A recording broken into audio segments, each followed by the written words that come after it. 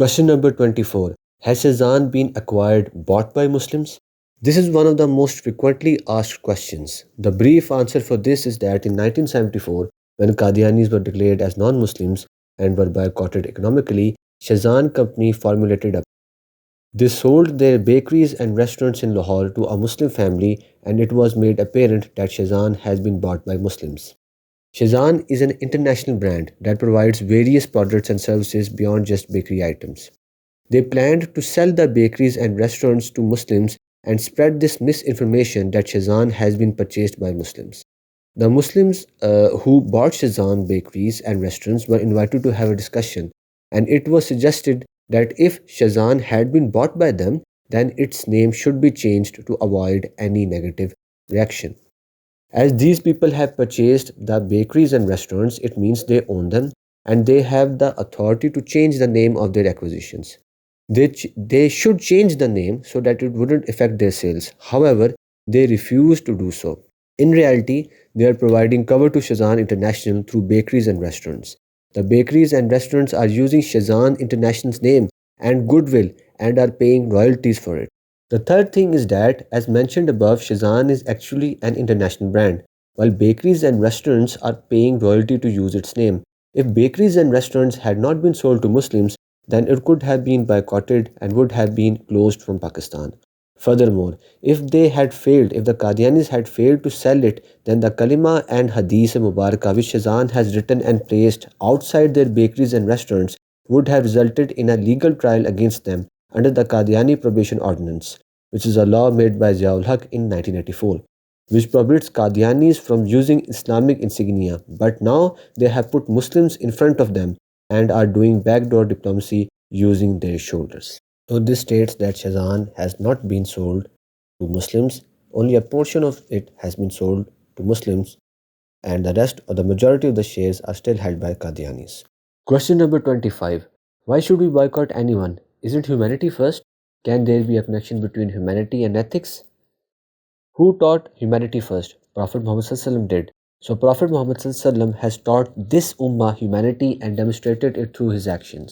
If you look at the blessed life of Prophet Muhammad ﷺ, some people were born during his time or who denied the belief of the finality of prophethood and made false claims of prophecy. So, do we find any example where Prophet Muhammad ﷺ forgave these people? No.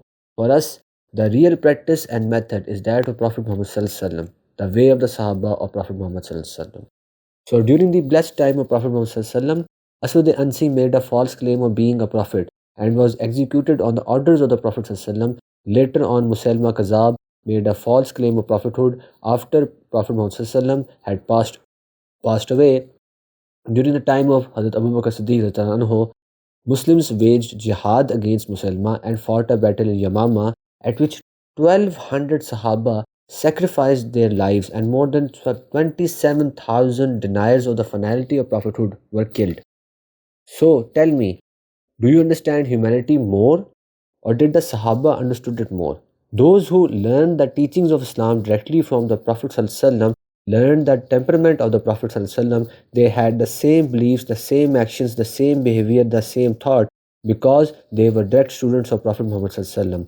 So from the life of the Sahaba, we will understand this that that there should be no moral, social, economic, emotional relationship or affiliation of any kind with those who make false claims of prophethood.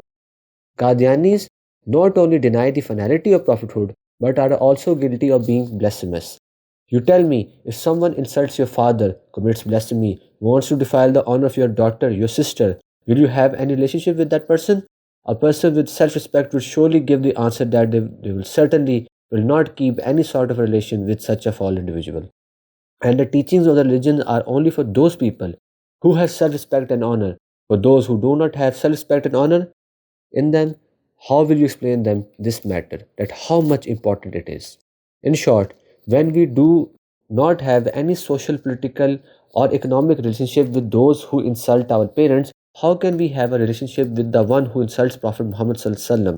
Secondly, if you forgive someone who insults your father, then you have the right to do so because you have a physical relationship with him. And when it comes to the blessed personality of Prophet Muhammad Sallallahu Alaihi Wasallam, then this is the matter of religion. So here, Sharia has not given us the right to forgive the blasphemy of Prophet Muhammad Sallallahu. The humanity that Prophet Sallallahu taught us is the best specimen for every human being. But Prophet Muhammad Sallallahu never forgave false claimants of prophethood, nor their followers did.